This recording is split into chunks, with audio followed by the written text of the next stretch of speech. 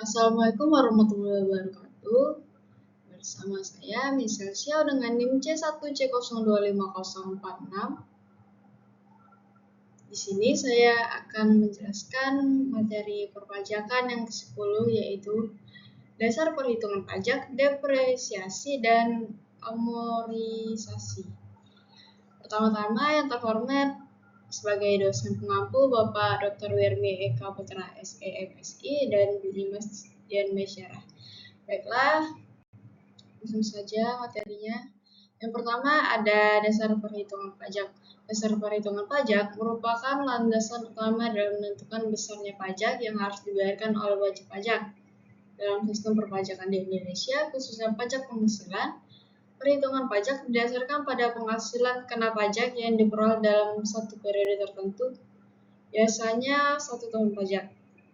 Penghasilan kena pajak diperoleh dari total penghasilan bruto yang dikurangi dengan biaya-biaya yang diperoleh menurut peraturan perpajakan.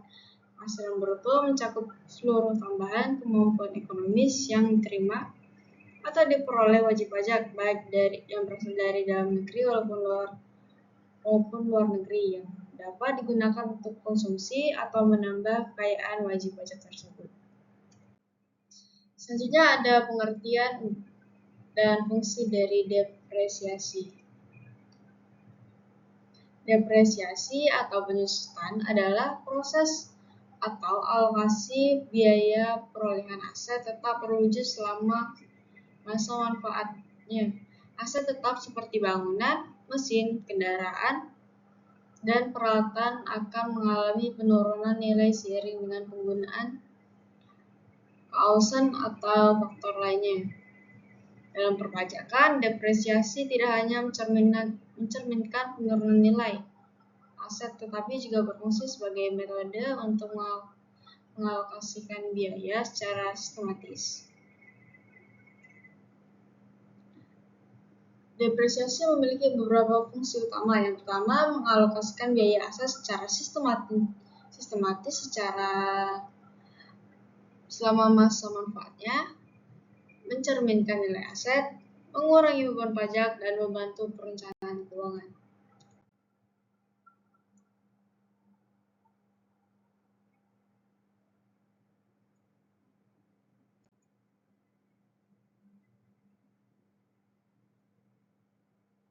Selanjutnya ada metode perhitungan depresiasi, yaitu yang pertama metode garis lurus, yang dimana bebannya tetap setiap tahun selama masa aset.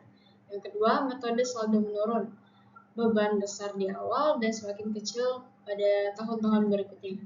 Yang ketiga ada metode unit produksi. Metode ini berdasarkan tingkat penggunaan atau produksi aset, yang penggunanya bergantung pada jumlah produksi seperti mesin pabrik. Yang terakhir ada metode jumlah angka tahun. Metode ini juga termasuk metode percepatan, yang dimana beban depresiasi lebih besar di awal dan menurun seiring berjalannya waktu. Pemilihan metode depresiasi akan mempengaruhi laba perusahaan dan besarnya pajak yang harus dibayarkan. Oleh karena itu, perusahaan harus memilih metode yang sesuai dan konsisten dalam penerapannya. Selanjutnya ada amortisasi. Secara definisi, amortisasi adalah proses alokasi biaya perolehan aset tidak berwujud selama manfaatnya. Aset tidak berwujud meliputi hak paten, merek dagang, hak cipta, goodwill, atau lisensi. Berbeda dengan aset tetap berwujud, aset tidak berwujud tidak memiliki bentuk fisik, tapi tetap memiliki nilai ekonomi dan bermanfaat bagi perusahaan. Oleh karena itu, biaya perolehan aset tersebut harus dialokasikan secara sistematis melalui amortisasi. Amortisasi sendiri memiliki beberapa karakteristik. Yang pertama ada diterapkan pada aset tidak berwujud.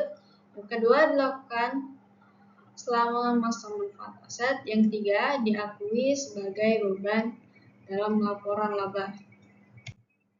Yang terakhir ada perbedaan depresiasi dan amortisasi. Yang pertama berdasarkan objek yang dimana depresiasi digunakan untuk aset berwujud seperti bangunan, kendaraan, dan mesin. Sedangkan amortisasi digunakan untuk aset tidak berwujud seperti hak paten dan dagang.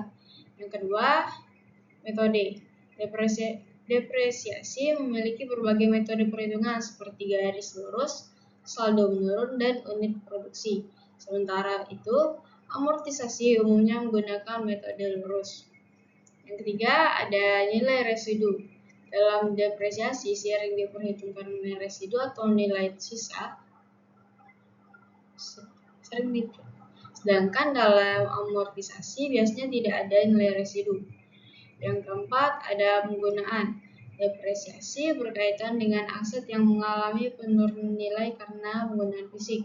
Sedangkan amortisasi berkaitan dengan pengurangan nilai karena waktu dan masa berlaku hak.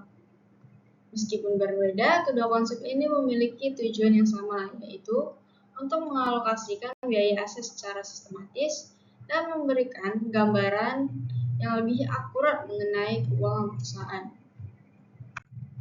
Dari materi yang saya sampaikan tadi, dapat disimpulkan bahwa dasar perhitungan ditentukan dari penghasilan kena pajak yang diperoleh setelah dikurangi biaya-biaya yang diperoleh serta penghasilan tidak kena pajak. Depresiasi merupakan proses penyusutan aset yang dialokasikan selama masa manfaatnya. Sedangkan amortisasi adalah penyusutan aset tidak berwujud dengan tujuan yang sama, yaitu untuk mengalokasikan biaya secara sistematis. Perbedaan keduanya terletak pada jenis aset dan metode yang digunakan. Pemahaman yang baik mengenai dasar perhitungan pajak, depresiasi, dan amortisasi sangat penting agar perhitungan pajak dapat dilakukan secara tepat, akurat, dan sesuai dengan ketentuan yang berlaku. Sekian dari saya, terima kasih.